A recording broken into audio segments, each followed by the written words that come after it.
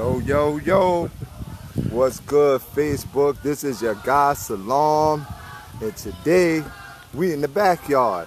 Normally you find me at the counter, but I have an opportunity to hang out with a good brother of mine and friend, author, Daniel Ali, and so we want to come in here and discuss a little bit about Mr. Ali's book. And I'm going to pose a few questions to Daniel, and you guys, you are in on the live, you can chime in at any point during this live. If you have any questions for Daniel, feel free to ask. We are excited and we are motivated by the writing of this book. And I told Daniel, I purchased this book, and understand I just said the word purchased. I purchased this book from my friend Mr. Ali as of last week. And unfortunately, so much has been going on. I opened up the book yesterday, and the fortunate thing is I couldn't put it down. Dog, I started reading the stories, and the thing that I enjoyed the most about loving the game is the ability to be in the story. Like I can visualize, and it took me through different phases. So I'm very excited and looking forward to reading the rest of it. But my question to you, brother Ali, what was your motivation for writing Love in the Game and producing this publication, if I may ask? Yeah, well, first, I appreciate you, Shalom, extending me this opportunity to be in front of your audience. I know you got quite a few followers that follow you, including myself. I'm one of them. Those of you who know. Those of you who don't know, Salam is the man for everything when it comes to essential health products, from shea butter to sea moss and elderberry and all of the good things, the oils and the incense. They know I don't let y'all forget, right? I don't let you forget. Let's talk about your book, man. Let's talk about this book, Love in the Game. What's your inspiration? What was your motivation for producing this piece? I have to say a big part of what inspired me to come up with the idea and actually put it down on paper and produce the book. My father was a big inspiration. I don't know if you noticed the dedication page. I actually dedicated the book to him and named his life was exemplary of someone who had all of the potential and talent that you could imagine that someone could have, intelligence and all of that, yet still that draw off the street. Right. Still fascinated by what was happening out in the street, right, and consumed by it. And so that even though, because he was brilliant, because he was a brilliant man who had tremendous potential, he became a star at what he did in the street. And he was very well known in the street for what he did. However, the end result was not so good. Right. So, no, I get it. So for me, growing up that way, having a father who I knew who my father was, and had a relationship with him and with his family, but never the relationship that it should have been, a son to a father. Absolutely. I thank God, I thank Allah that I had a strong mother. My mother, she might be watching, I don't know, I hope she is. Mom, if you are, I love you. Strong mother who did what she had to do to stand in the gap for me.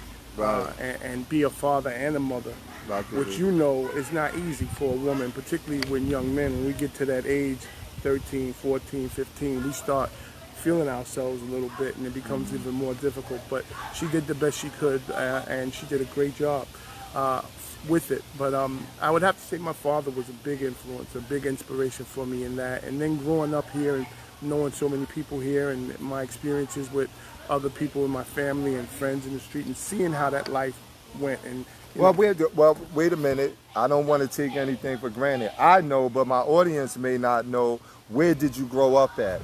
Where are you from? I'm from Jersey City, Chilltown. You from the Hill? I'm from the Hill. Okay, all right. We give him a pass, y'all. You from the Hill. I'm from the Hill. Never ran, never will. Never ran, never will. Okay. From Claremont to Bergen Avenue to Bidwell Avenue. Okay. If I'm not mistaken, you have some family ties to the former mayor, Mr. Glenn Cunningham, am I correct? That is correct. That is my, God bless him. God bless his soul. May Allah be pleased with him. Is my uncle. It's my mother's brother. My mother is the youngest of 9 children, the Cunninghams. There was 9 of them. And she's the baby of the whole group. And my uncle Glenn was the next one. He was the youngest of all the boys. The only one younger than him was my mother. Wow. Yeah. Okay. So that's some good history to have and good history to know. So we know Orient you Avenue. From Orient Avenue. You know he must come from some good stock. You know he connected, my people. He got connects. So my next question, because as I was reading a book, so it's safe to assume that the characters in your book are based on true life stories and true life facts, and it's not just a fiction that you create. Because I read some stuff in there, I'm like, get out of here. Did that really happen? And so you tell me now. Well, you know, this is a work of fiction. I've taken great Loving the game, y'all. with that. But no, I would have to be honest. Yes, a lot of what is in the book actually happened. And okay. People from Jersey City will be familiar. All right. Particularly those who were connected with the group that came up in the late 60s and early 70s, the Junie Moores and the Little Jameses and the Dave Rogerses and those guys. Y'all, the street gangsters, y'all. You hear these names, these is good brothers, and you know what? Not to cut you off, because me and Mr. Ali, we're going to be producing the legendary show of the Jersey City Legends that took place in the street. And so look forward to that as we go more exclusive on these lives. So I want to jump into the next question before I forget, and hold that thought. What inspired you to write, listen y'all, Love in the Game? So I had a friend contact me. They was like, yo, dog, why your man name it Love in the Game? I thought it was like a basketball book. I was like, no. And so I'm asking you, what is the motivation for Love and the Game? Where did that title come from? Well, you know, the story of the gangster in America has been told 101,000 times. Right. And always when it comes to the Latino or the black gangster, street hustler, it's always done in a very narrow perspective, always done from one view, a one-dimensional character who's just like an animal in the street. Okay. But what I wanted to do with Love in the Game was bring a little bit more of the humanity that exists in people, because everybody that's out here in the street is not just killers and thugs. These are human beings who have human frailties and have human feelings and emotions, and they deal with the same things that many of us deal with every day in life. And I wanted to show that part of him. So it's called Love in the Game because even though it talks about a lot of what happens in the street and what goes on in the street life, it's a love story. It's about a brother that's out there in the street doing his thing. Okay. But you know, he has a love interest. He has a woman that he's very much in love with, and she is the motivation and the catalyst for him wanting to change his life and to get out of that environment and seek a different way to live. So I wanted to show that connection. Y'all hear that, y'all, right? Now, where do you get a book where you got a love story with gangsters, Jersey City involved? You know, everything out of Jersey City is gangster, especially from the particular era, from the 60s into the 70s and 80s. Yeah. That was a real finite, a very unique period of time for those of us who grew up in that era, and we can well appreciate it because now we've done lived, you know, a majority, half of our lives, most of us are in our late, well, not for me, maybe Daniel Hill, he's older than me, but I'm like in my early 40s and 50s, right? So 40s and 50s, which one? Whatever y'all think. What y'all think? I say about I look like I'm in my late 30s or 40s. I don't think I look too much older than you. No, look at my boy. He got that shine. You know, he still got that curly hair. My joints jumped out a long time ago, but he's still trying to hold on to his pasture. You know, so Daniel, my next question is, after Love in the Game, right? And y'all have to get this. You can order this, and Daniel's going to give you the instructions. This thing is on Amazon, right? Yes. Do you have any future works ahead? Oh, absolutely. I'm one of the things I'm most excited about right now, I mean, that I'm really excited about, being that we're coming from this whole theme about Jersey City, right, and showing light on Jersey City and the talent and the abilities that are here. I'm working now on the first and only authorized autobiography of Cliff Perkins, who is the lead singer of the world famous Cliff. world famous Soul Generation from right here in Jersey City. Generation, Jersey City. Yeah, so we're working on TP Pops. on that book right now. My guys. And I'm hoping if everything goes as planned, it'll be ready to be published by December of this year, January of 2021. But you know, before we even get there, we got to take care of this.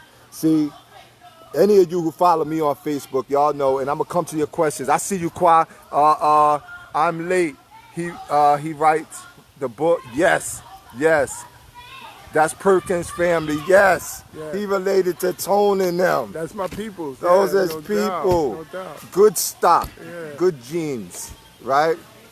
Yes. Daniel TP, if you're out there. Daniel Ali is the author of Love in the Game. And so, you know, we just chimed in on this live, family, to find out the motivation. And, you know, Ali is my brother, my friend, and I definitely, you know, want to step up and support his effort. I delved into the book yesterday evening, and I couldn't take my eyes out of it till my eyes closed. And it's a great read. You'll feel like you're there in the story. And those of you from Jersey City who get an opportunity to read, and even those of you outside of Jersey City will get to experience some of the life and the flavor that took place in Jersey City. And like I said, it's not only a great read in terms of telling a gangster, it's a love story. It's a love story. Come on now. Y'all, is you kidding me? Like, where's love, man? People don't put love in the equation no more. It's a love story. Love in the game.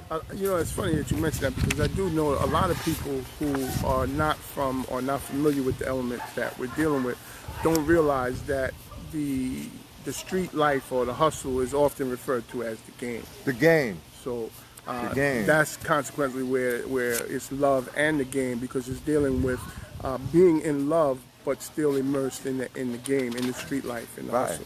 The game, right? The only way you can win is to not play at all. You ever heard? The only way to win. The only way you can't play. The game is no joke, right? So we got a few questions. A few people chimed in from the audience.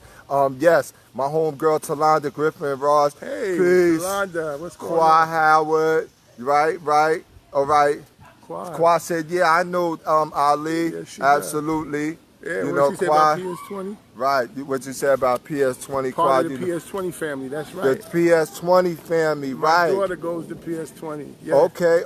Shout out PS20. Qua from St. Pastor, green uniforms and stuff, you know, Catholic school. She down with the Blue Dolphins now.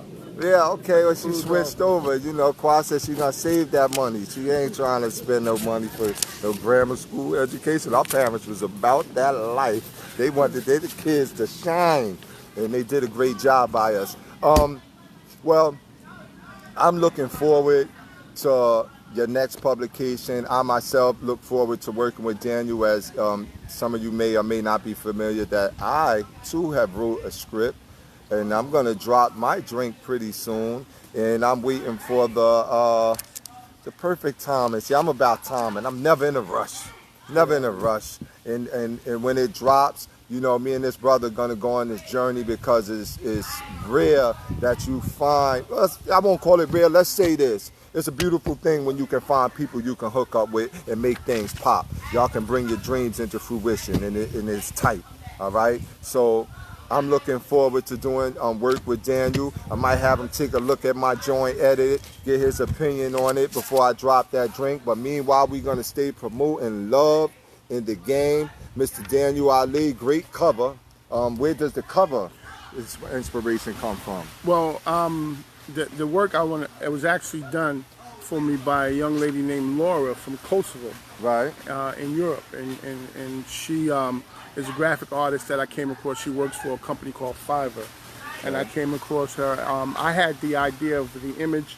If you notice the image, you see the gentleman there. He's got an umbrella because it's raining blood on him, because that's the lifestyle, right? You know, the violent life that he's immersed in. Right, so he's under that umbrella because he's trying to find shelter from that lifestyle. Bro, let's make a movie. Hey. Bro, I'm seriously, let's make a movie. Let's get the phones out, get the good camera, and start taking these ideas and putting them up in the media. What y'all think?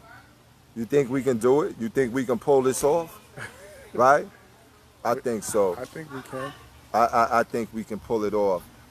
Where could the good audience find Love in the Game?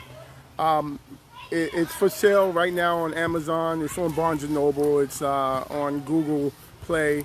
All you need to do, if you go to Amazon, though, which is my preferred retailer at this point, just go in and type in Love in the Game by Daniel Ali. It'll pull up. If not, we'll make sure, Salam, that we put a link in after this, right? So that anybody that's interested, can go right to the link, and it'll take you right to the page. I would appreciate your support. Any of you that are interested.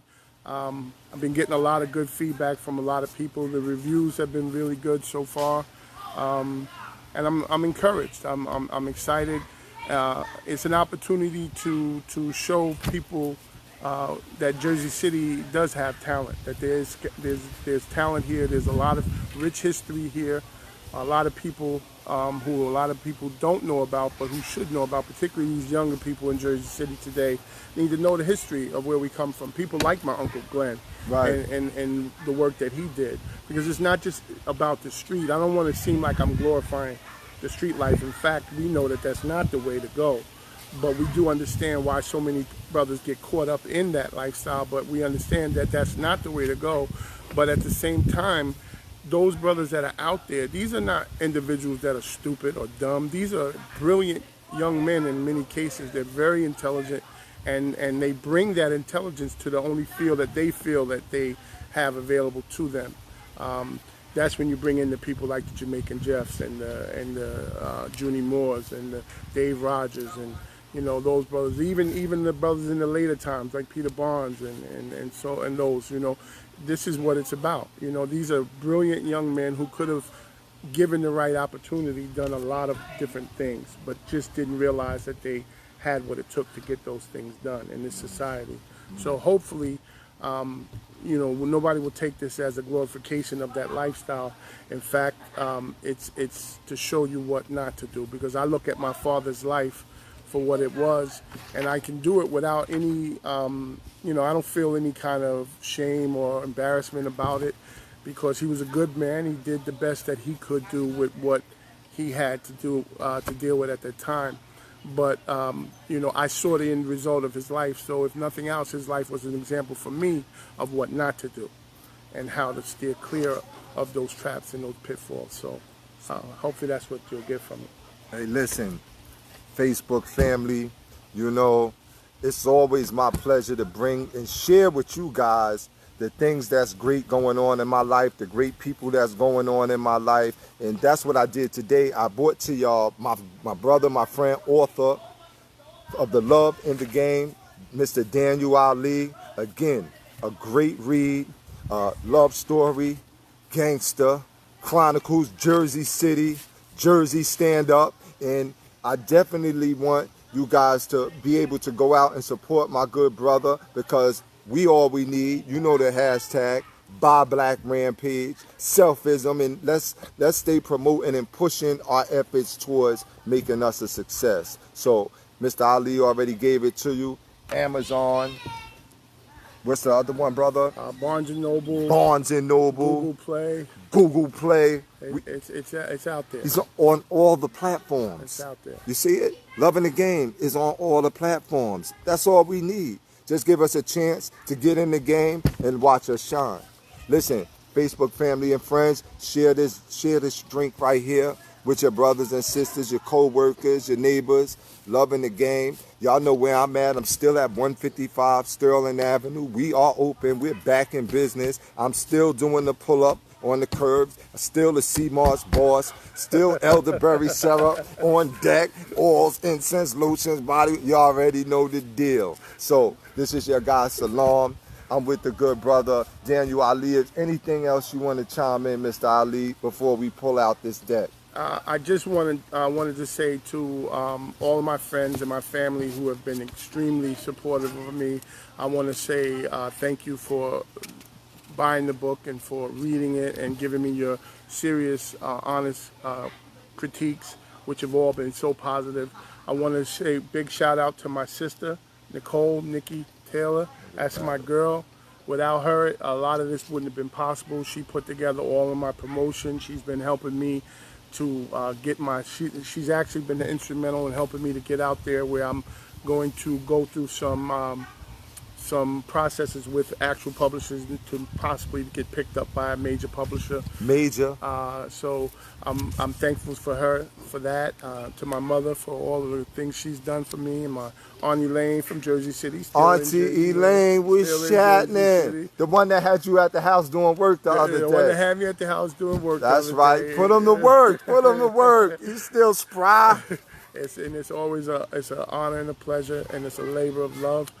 To my children, Halima, Sharif, Isabella, and my grandchildren, Kavi, Molly, and my new grandson, Bashir, who was just born 5-6 days ago. So, thank you all for all your support. I appreciate it very much, and hopefully we keep it going. Absolutely. So again, y'all, we gonna get on out of here. I see a couple of y'all coming in. Those of you who chimed in late, I am with my brother and good friend, author Daniel Ali. He's the author of Love and the Game. And I definitely want, hey, peace, Carlos. What's happening, dog? Coach, that's shout out to Jersey City Department of Recreation. Jersey City, people. He worked for the rec department, y'all. It's not his fault. He needed a job that time. But Coach Carlos, Noel, Ann Sullivan, La Fragola, who else? Gloria Venegas, Coach Noel, Coach Guillermo, Sharif. No too many people, man. Flash. Woo. One time. Everybody. One time. Everybody. Damian Miller, what's up? Hey guys, peace, Carlos, what's happening? So, yeah, that's it, you know. We can stay on the live. Sabrina Harold, what's up? Sabrina, what's popping with you, bro? I'm sorry, Sabrina, I'm just talking. That's my girl from Recreation too, Sabrina. Okay, good Sabrina, people. What's good? So, yeah, family, we those of you chimed in late. I'm sitting here talking with good friend and author, Mr. Daniel Ali. I had a couple other questions, and I wanted to ask them. They just came to my mind before they chimed off. Now, I know a little bit about your past, being that we are friends, and discuss how we met. Let's discuss the situation of how me and Mr. Ali met. From Ocean Avenue, you talking about? From Ocean Avenue. Yeah, well, I mean, you know, I'm very much, anybody that knows me, and Sabrina is one of those, if she's on there, she knows, I like to wear oils. I'm very much into... Smell good. You know, high quality imported oils. And, you know, brother had a shop on Ocean and Woodlawn, and I was riding by one day and I saw him out there setting up his wares and everything. And it's my Uncle Frederick. Peace, Frederick. Peace, Mr. Taylor. I saw him setting up his wares out there, so I pulled over just, you know, to check and see. And it's funny because, you know, I move off of vibrations, and so does Salam. So instantly I got good vibes from him. I could feel it from the beginning. Mr. Harvey Smith, how you doing, brother? That's my homeboy, House Smith. Oh, House Smith. Where your glasses at, Ali? Right here. I need them, too. Put his glasses on, House. Sorry, House. Peace to you, too. But I stopped in and, you know, purchased some oils or what have you, and, you know, conversation started off 2-3 minutes here, 4 minutes there. Next time a little bit longer. Next time a little bit longer. Before we knew it, I'd go there to buy some oil, and we'd be sitting in there for 2 hours just talking. Just kicking it. Just talking. Like Goodfellas. Just talking about everything, you know, from life and as fathers, you know, our experiences as fathers raising our children. And absolutely. Dealing with all of the things that you deal with that out here in this environment, because it's not easy. It's not easy, and I know that. And I know a lot of brothers and sisters are struggling, trying to make things happen. And you get frustrated, but you know what? You just got to keep pushing. You just got to keep working, because every day is a new day. And as long as you're alive, you got a chance to do better. Right. So, yeah, y'all heard it. Me and Mr. Ali met. And he did the pull-up on the curbside, and he needed the good, smell good. So I looked at him, and I felt like, oh, he looked like a quality brother. So I pulled out the importy. I gave him the importy, and he was sold. And from that point on, yes, we developed a kinship and kindred spirits. you, like myself, are practicing Muslims, and we practice two different philosophical views of Islam. Which has never been a problem for us. But it's never been a problem for us. Just chime in and discuss some of that and some of your previous history. I know that you at one point moved from Jersey City to live in Atlanta. I lived in Atlanta for many years. Yes, I did. I went through all high school and everything that I got. Atlanta is as much home to me as Jersey City is, actually. Now, I got my mother's there, my sister, my oldest daughter, and two of my grandchildren are there. I have uncles and I have cousins there, and a lot of good friends. I saw Leslie Arnold on here. She was one of my very good friends. Her and her brother from high school, you know, they're from New York and I was from Jersey. So naturally we gravitated to one another when we were in Atlanta, and that friendship lasted for years and remains today, and I'm very happy with that. And their mother, Yvonne Williams, she was treated me like a son, you know what I mean? And I was always welcome there. So yeah, I lived in Atlanta. I have a lot of friends and family there, and you know, I actually began to study Islam in Atlanta. I came into the teachings of the Honorable Elijah Muhammad as taught by the Honorable Minister Louis Farrakhan in Atlanta at Mosque number 15, which was located at that time on at 880 Martin Luther King, which is downtown in the West End, just a few blocks down from the AU Center, Morehouse and Spelman. Okay. So I began to study the teachings of the Honorable Elijah Muhammad, and so did you wear, no disrespect, did you wear the bow tie? Every day. He had the bow tie, family. Every day. You know, if you know you're not official in the NOI if you ain't got the bow tie. And I sold final calls and bean pies. Those was the real bean pies though, right? Y'all know that, right? Them bean pies they make now, they trash, right? I need a vegan bean pie, but, well, beans are vegan, but at the end of the day, I need the bean pies that the nation used to produce in the 80s. And the thing about Atlanta, we had a minister at the time. His name was Minister Van Muhammad. And you want to talk about a hustler. This brother was a straight up hustler. Straight. I mean, one of the things I learned from him was when dealing with sales, he told me, and I'll never forget, he said, whatever you're selling, I don't care what your product is, you're really only selling one thing ever. Right. Yourself. You're selling yourself. And that's it. Right. If you can do that, he said you can sell ice cubes to Eskimos. And okay. He was right. And he taught us, the group of young brothers that we had, he taught us how to develop that kind of mentality and go out there and make a living for ourselves the same way many of us got out there and did.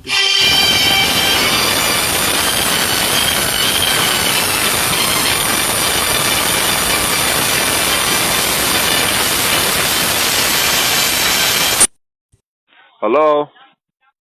That was a phone call. Listen, I got a lot going on. I got beautiful news. My father just came through surgery and he survived it. My father's 91 years old. And right now I'm in celebration mode. I'm a little teary-eyed, but you know, I'm getting through this. And thank you for, you know, my friends like Mr. Ali here and the support of all of you out here who've been having your prayers. Thank you so much. Let's continue our interview. We were discussing Mr. Ali's time in ATL under the guidance of the Honorable Elijah Muhammad, taught by the Honorable Minister Louis Farrakhan. And it's a very prevalent time because I remember for myself, the first teachings I came across was from the Ansar. And I think I might have been in 1981, 82. My brother Salim, Kevin Goines, brought home a book, you know, like a magazine with some Ansar information in it.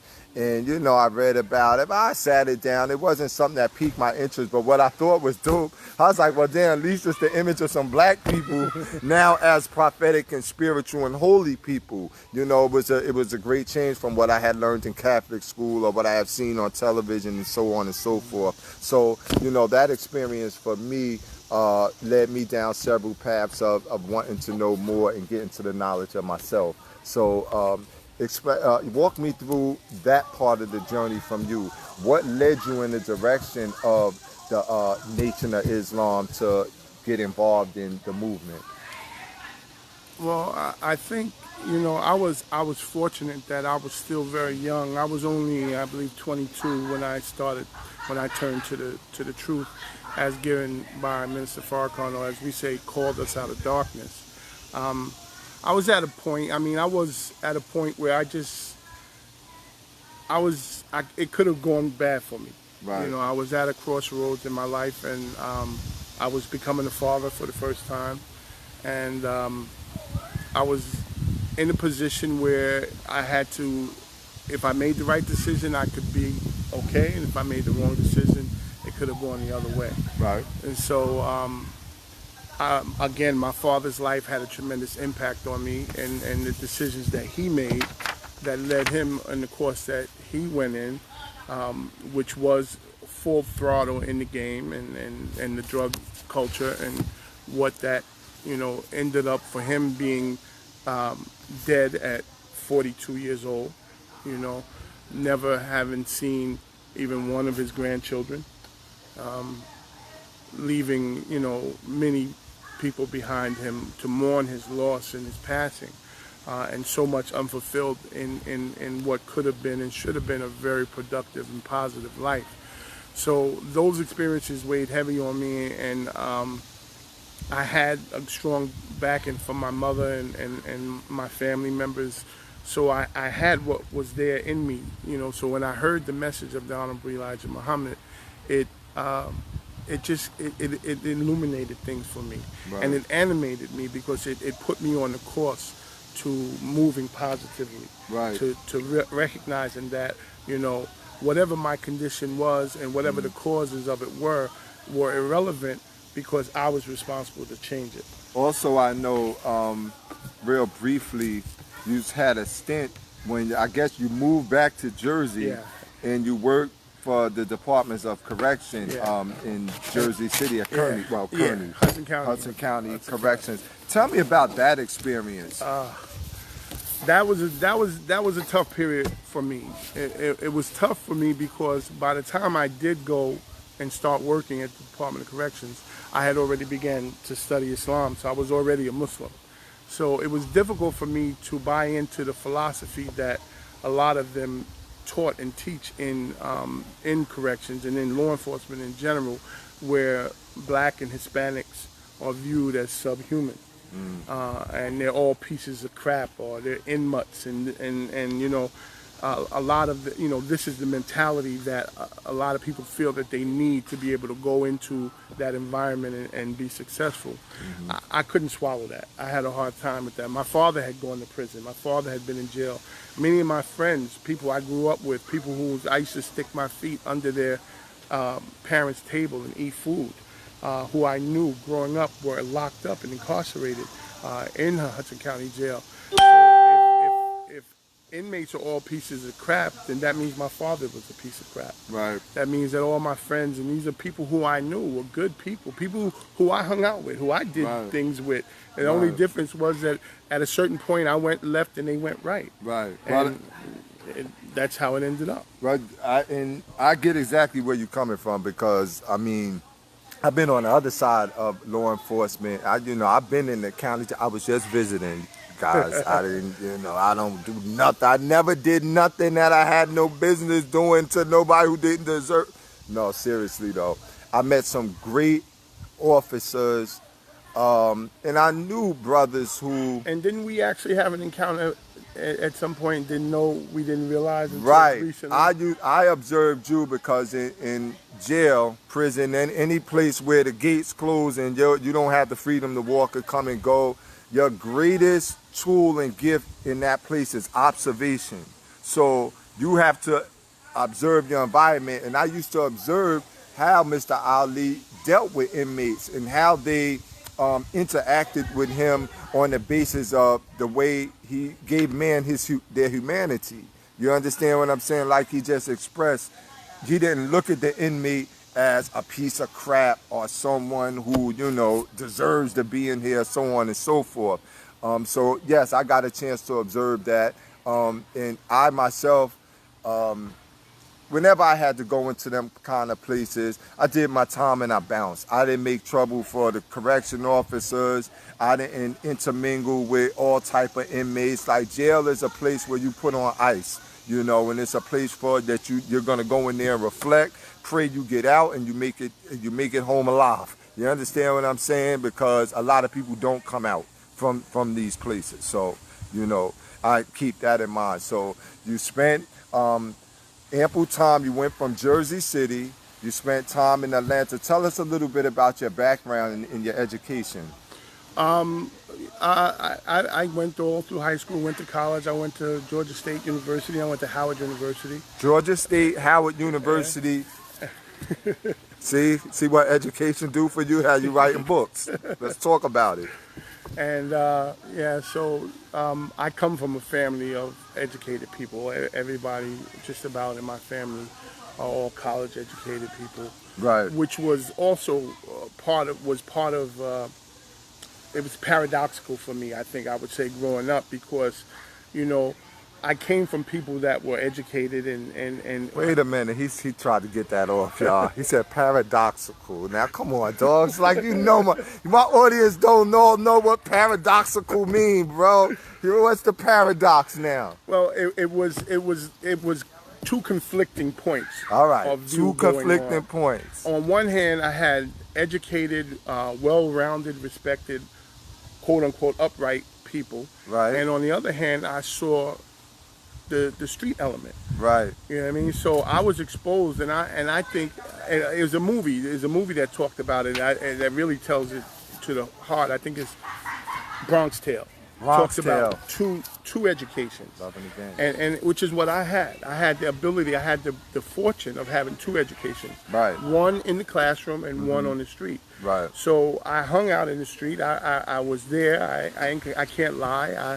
My poor mother, if she knew some of the things that I was doing, He was wilding. As a young man, I'm sure she would be shocked. But I mean, I tell anybody now, the first job I ever had in my life, quote unquote, I was about 10 years old, and I don't know if you remember, those who are old enough remember the bar on Ocean and Ocean Army, Eddie's? Ocean and Army, where Snake Davenport and all of them used to hang out down the block from Andy's. And everybody knows Andy's grocery store, but how many people knew Andy was really a bookie who ran numbers for the Genovese family in Hoboken with Peter Caparini and these others. But I knew it, and we ran those slips, and we did things, myself and my friend Kenny from Claremont Avenue, and you got $5 for this and $2 for that, $10 for this. So 1977, 76, I'm 10, 11 years old, and I got $75, $80 in my pocket every day. Right. It was pretty good for back in those days. You know? And so what do? Of course, we go get the path and we go uptown. We go to Times Square. We go uptown. We go 149th Street. Right. You do what kids do. Absolutely. You know what I mean? And so I saw both of those. So I saw the value in both lifestyles. Right. And fortunately, I was able to draw on the strength of the community that I had to make the right decisions at the right time. Well, listen, y'all.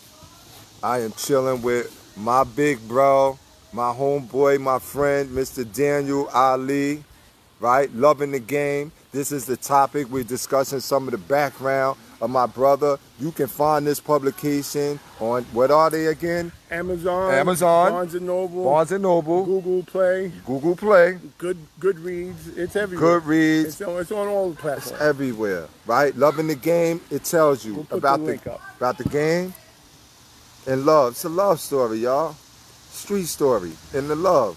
You get me? So I need all of y'all to go out to support my good brother Daniel Ali. I want any of y'all guys that's out there in the live, if you want to chime in and ask any questions, feel free to do so. We got a couple more minutes on this live feed. Salam, I would like to present the opportunity for Mr. Ali to be a part of my audience. So I see a lot of you guys that came in. I know I got y'all. Y'all thought this was at the counter, but it's not. It's in the backyard. This is the new joint in the backyard.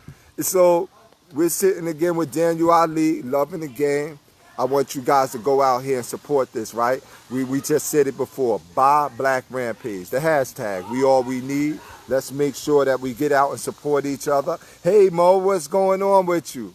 Let's get out and support Mr. Ali in his piece. And in closing, we spoke about earlier, you have some future works. We also talked about sitting down and producing our own podcast with to talk with some of the the men who grew up in the neighborhood in our time, some of them who have the street element background, some men who faced, several years in prison who finally made it home, and hear some of their stories so we can get the legendary status on each of these people. We're going Junie Moore first, right? Right, we looking for the legendary, the big bro, Mr. Junie Moore. Then we're gonna turn around, we're gonna reach out to my homie, Jamaica. Yep. And then we're gonna reach back Hassan, and we're gonna Little get to Little James, Hassan. So we like to talk to our brothers who have faced certain trials and tribulations and still came out on the other side, or how they survived them. I think it's stories that we'd be interested in. We want to keep our city on the map and relevant to hear the stories amongst us. So again, if you got anything left to say, there, I got it, y'all. Loving the game. I think I see my aunt Aisha there. I want Auntie. to say Assalamu alaikum. That Zamzam water that I brought to you today was given to me from her last pilgrimage to Mecca. What? This lady here? Right here, Hajj Aisha. Hajj Aisha. Oh, thank you so much. She's a beautiful, beautiful person. Thank you so much. Coach C, salam alaikum. What's going on, Aki? I hope all is well. We sitting here with the big bro, Daniel Ali. We discussing his chumpy, loving the game. You got to get this hit. Coach C, that's my brother. You know? Yeah, he need this book. We put it in the library, right? This joint is a love story, see? This is a love story. It's about the game.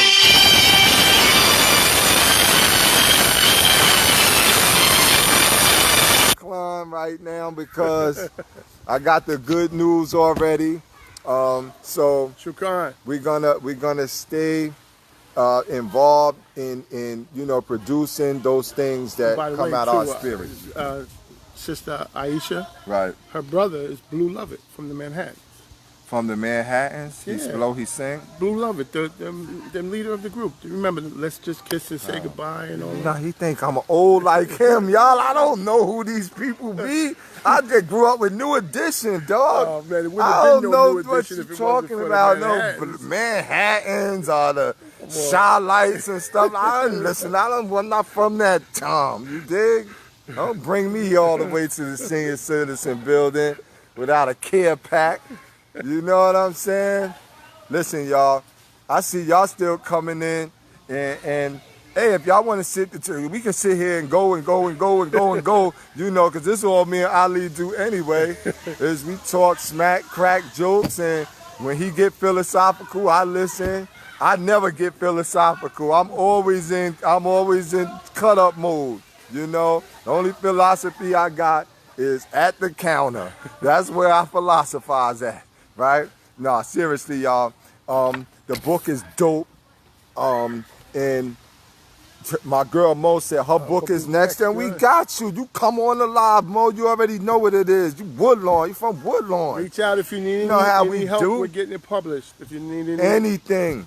We all peoples, man. We all we need. We never had to go outside of anywhere else for what we needed. We had it amongst ourselves. That's all we need. We are each other's connect and network. But let's stay on subject. Loving the game, y'all. Daniel Ali, please reach out. Y'all already know. Hit me in the inbox. If y'all need this book, Daniel got them on deck. I can go reach and grab and you can come. It's at the low price of, what's the? $16.99. This is $16.99, $20. I get my $3 off the top, because if I sell it, that's what we doing. But real talk, y'all, I need y'all to support my big bro. We do 15. We do 15. He just said 15.5. Mr. Ali think I got lawyers on deck to negotiate my tab. If I sell this book for $15, I want $8 off the book. You kidding me? It's at the counter with Salon. You must be kidding. Look, loving the game, y'all. Real talk. This is what it is. Right? I'm bringing you yours. See, absolutely. Salute. Oh, peace. Barry G, what's happening, doggy? Everybody's good here on this side. Mr. Ali, anybody want to do some background? Again, you already know how to reach me. I'm Scott Goines on Facebook, 155 Sterling Avenue. You can reach out. We got everything you need on deck on your health practitioner process. I am coming live with y'all right now with Daniel Ali and talking about his new publication. This is first, but it won't be his last. So I need all of y'all to get out and support this piece. Hit me in the inbox and you can come get yours, and I'll drop it right to your doorstep early. Anything important, Daniel? No, sir. Just thank you to everybody for your support. I really appreciate it. It's very humbling for me to get the level of support that's been shown. I'm very, very, very fortunate, and thank you all very much. I appreciate it. Hey, that's it. That's it for us. Me and Daniel about to go chop up some of this food over here. The kids they cutting up in the background, and we gonna go and take it down and have a great evening. Listen, y'all, I appreciate my people out there. Y'all know Salam is here with y'all, and I see y'all, at the counter. Coming soon. Hashtag we all we need. Hashtag Buy Black Rampage. One love, everybody. Peace. Peace. Omar wants the book, and I got the oil.